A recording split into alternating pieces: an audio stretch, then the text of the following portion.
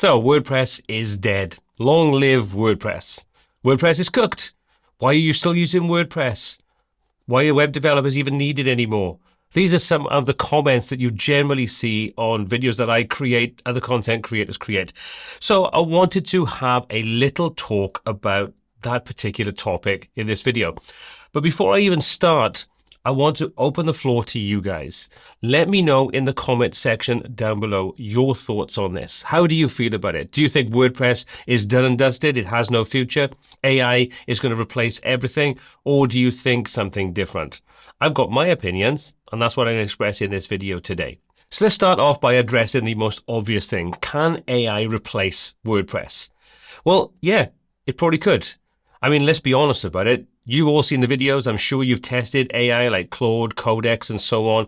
And you've built out, started off maybe with plugins and things for WordPress, then moved on to building your own sites, then adding in additional functionality and so on until you end up with a much bigger end result. And it can be done. There are a couple of caveats here, and we'll talk about some of those as we go forward. But the question you have to ask yourself is, do you need to reinvent the wheel? Sure, AI can create e-commerce, it can create a CMS, it can create all those different things. And if you know what you're doing, you could create some amazing actual software.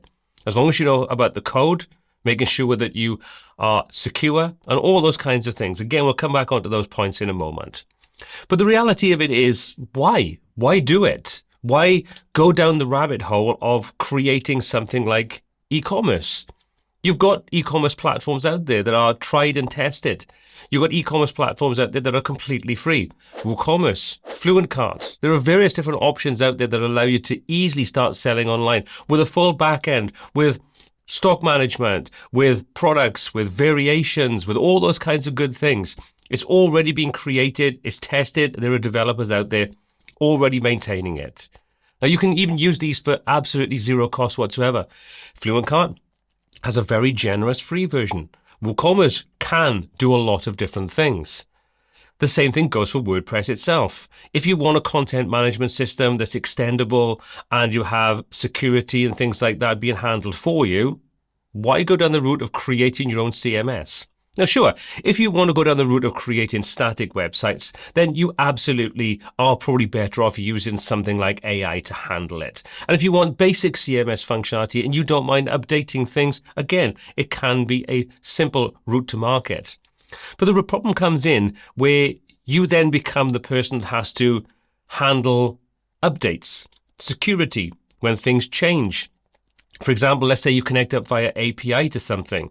Well, when that protocol changes or something happens down that line, you're then responsible for it. And in one or two sites, that might be absolutely fine, easy to handle, no big problem whatsoever. But what happens when you have 30, 40, 50, 100 sites all created with AI, and then you want to make changes to it? You have to go back and make those changes via AI. So this just opens up so many different headaches, which are already being handled and being updated and maintained. And when there's changes to the API protocols or a payment gateway changes, Stripe, for example, PayPal, or any of those other ones, when they change, you don't have to deal with that. You simply update the plugin, update the software, and you are pretty much back up and running. Whereas if you are handling it yourself via AI, you have to take care of all of that. And again, that's fine if you are happy doing it and when you have a few sites. But when that grows, because you can pump out sites quicker now because you're going to use AI to do it, what's the solution to all that? What's the solution to the updates, the maintenance, and so on?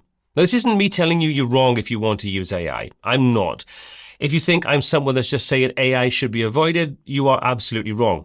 I use AI every single day in my business and my personal life for lots of different things. Admittedly, I don't use it as my doctor. I don't use it as my financial advisor, my marketing advisor. I definitely don't use it as my partner. I have a life. Strange as it may seem, I do actually have a life. Now, obviously, this is talking about AI where it is right now.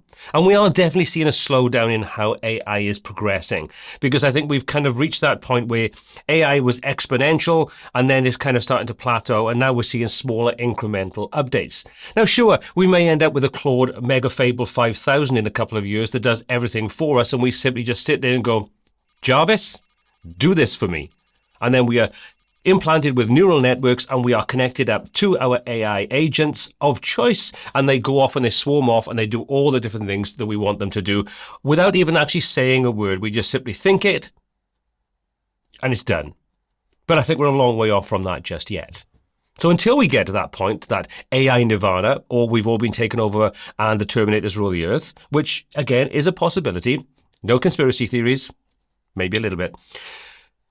What do you really want to be doing? Do you want to be handling all of those different changes and updates, and when something changes and your sites start to fall apart because you haven't been notified those changes are there, do you really want to be handling that side of things? Again, it's an open question. It is not judgmental. It is literally asking you, if you are going down that AI route, how are you seeing this grow, and how are you seeing your role of maintenance, updates, and all those kinds of things moving forward?